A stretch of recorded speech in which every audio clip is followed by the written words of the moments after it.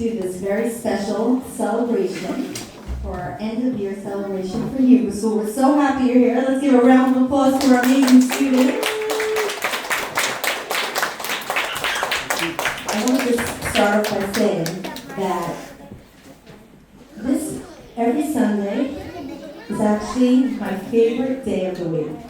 And I'm not lying. I'm not trying to make you feel good. The energy that I get every single week from teaching your children, what goes on in these four walls, and all our Hebrew school teachers can attest to that, is really unbelievable.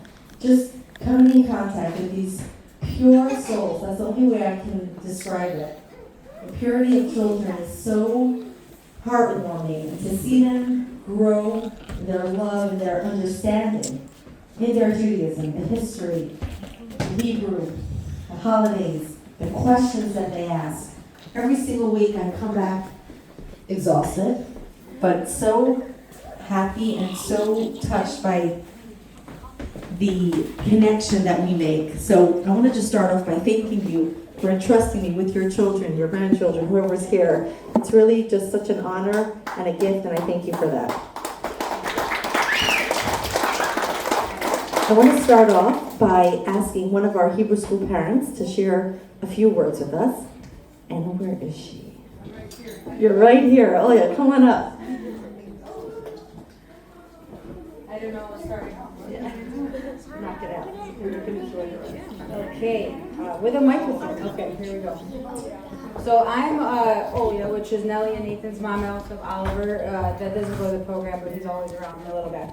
So first of all, I want to thank Kaya and Hadassah and the rabbis and everybody, the teachers that make this program possible, because before even coming to the school, like I didn't really have a sense of community at all with our Judaism. We were obviously Jewish and doing the high holidays and practicing things like that, but we were not as connected. So thank you so much for bringing that light into our life. So, like I said, before the kids started Hebrew school, Judaism was something important to us, but after the program, I could say the children really brought it alive into our home. They come home very excited every week. They share the songs they've learned, the projects and blessings, and even little details as we as parents don't know. So one big thing we did was we incorporated Shabbos a lot more consistently into our lives. We light candles every Friday. We make challah. We eat challah together. And actually last week, it was a really long week, and I completely forgot. And my kids are like, Mom, we have to do Shabbos. What are you doing? We have to do Shabbos. So I'm like, oh, you're right. It's Friday. So, the fact that they're asking me to do that and not me them is truly a blessing.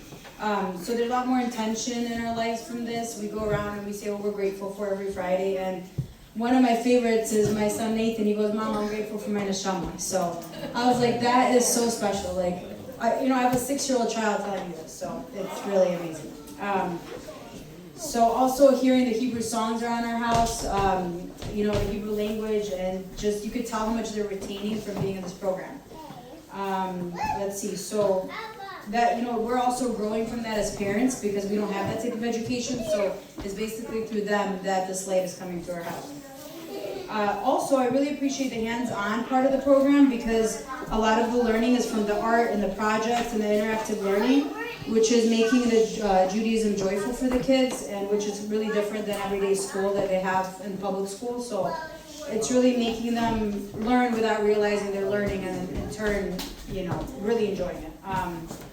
And another really special thing is the community that we formed. We've made friendships with other moms. That's another thing because we moved here 2 years ago, so I didn't really know anybody. So now I have mom friends, which is awesome. And also like-minded mom friends, which is really hard to find.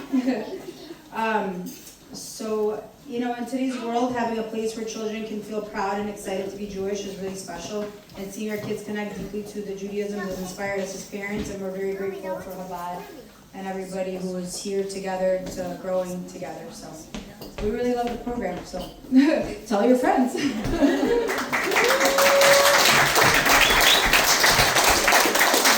Thank you so much. Now, we have a couple of students, some of them are here and some of them are not, who are officially graduating this program. But you never graduate from Chabad, right, Mike? Never graduate from Chabad. We connect you. Where's Kevin? Here he is, right? They're all connected to their Chabad on college campuses, and we have our amazing C-Team program, which will be reinitiating next year with my daughter Nachama and her husband, Rabbi Israelik, so stay tuned for that. But today we have two very special students who are going to share a few words with us about their experience in Hebrew school. So I'd like to start by calling up Naomi.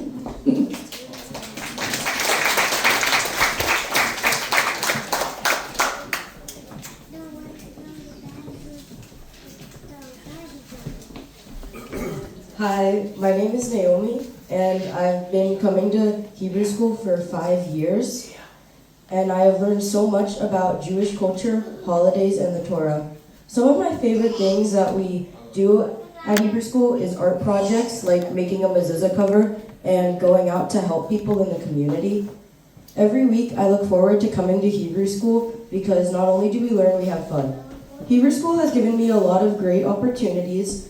I learned to read Hebrew from Clay and got to read a passage in Hebrew for my bat mitzvah. I went to See Kids in New York and competed on stage using what we learned. I also got to go to C-Teen, which had great guest speakers, a concert in Times Square, and Jewish learning. Chabad has also given me the opportunity of Sleepaway Camp, where I spent the summer with Jewish teens. I am so grateful for Hebrew school, all I've learned, and all the opportunities that have come from it. A special thanks to Chaya Rivka and Rabbi Shmerling, and to all the teachers and volunteers who have helped make my experience that much greater. Now that I'm graduating from Hebrew school, I hope to continue my Jewish learning and stay connected to the Chabad community.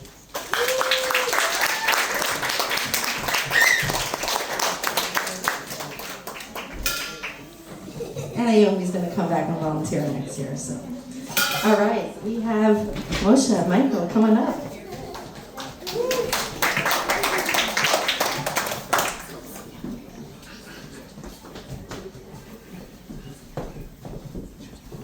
In Hebrew school, I enjoyed learning how it connects to real life, like traditions and everyday use in culture. It helped me to see that what we learn isn't just schoolwork, but a part of real meaning in daily life. Thank you, Rabbi Shalom, for always giving me brain-twisting questions that always get me thinking. Thank Chaya Rivka for all the fun crafts and all the fun stuff that we do every week.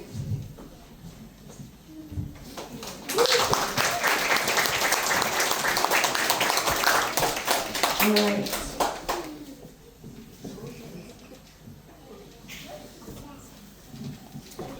So now that Hebrew school has come to an end, I would like to tell you that this year we had amazing experiences together that were not just exciting, they were also educational. As you can see, your children come home with all the time. And you read about it in the newspapers, or who reads newspapers today? You read about it on the news. It's the topic of conversation all over, if it's social media. And your children may come home and from school they'll report an incident about it. Anti-Semitism today seems to be popping up wherever we turn.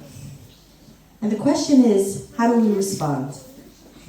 How do we empower our children, and more importantly ourselves, to stand strong in the face of collective adversity, to remain proudly Jewish at a time when the words of the Haggadah that we read on Pesach, on Passover, says, in every generation they seek to destroy us.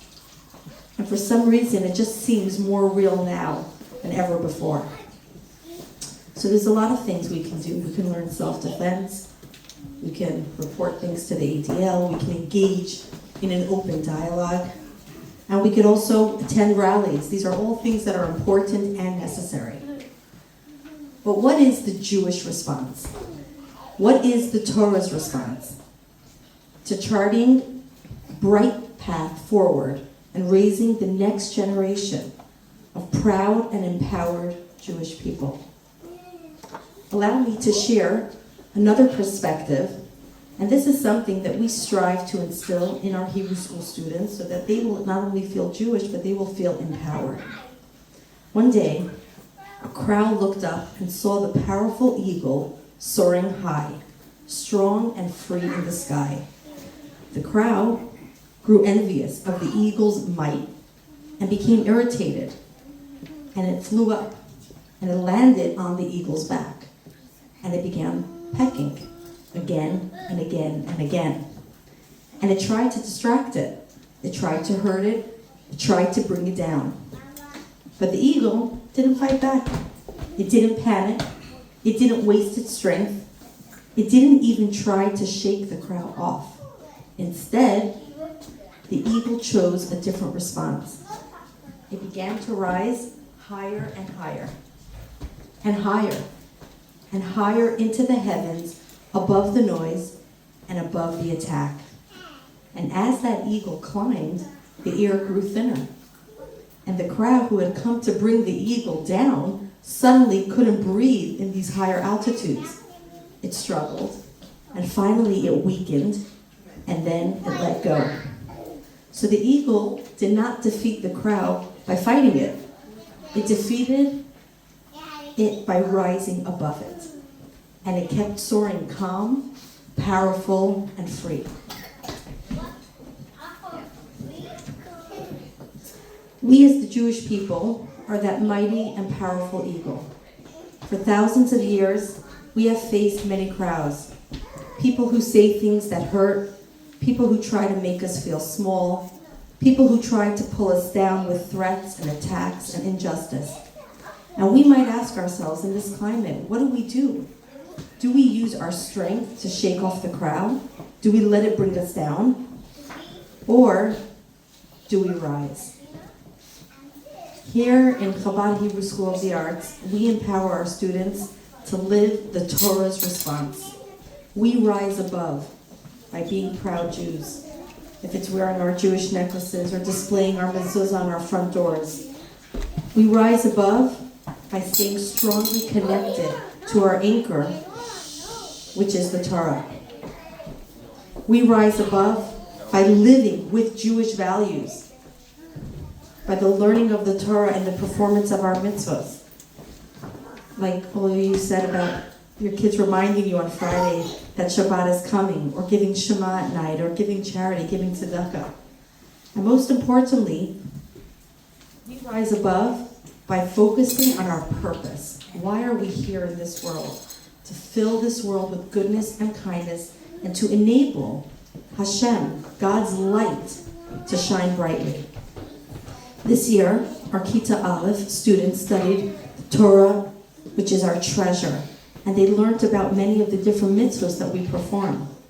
Our Kita Bet and Gimel students explored the rich history of our precious homeland Israel, which is our biblical claim to the land, and the many Torah stories of people that took place in the land.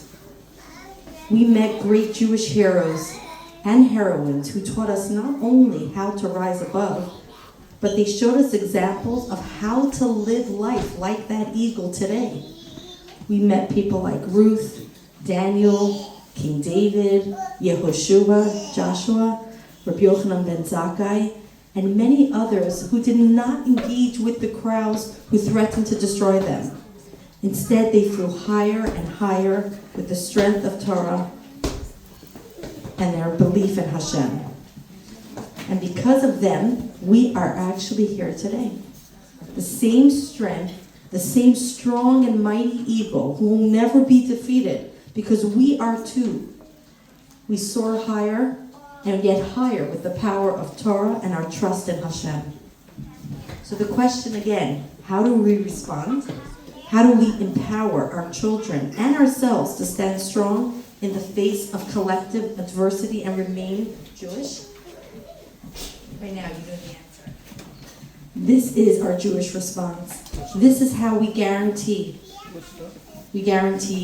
proud, prepared, and empowered Jews in the hope of a bright future. So together we rise higher, stronger, together. It's been 3,000 years, and we're still here, because Torah is the reason that we are forever. Am Yisrael Chai. I'd like to ask all our Hebrew School students to please come up.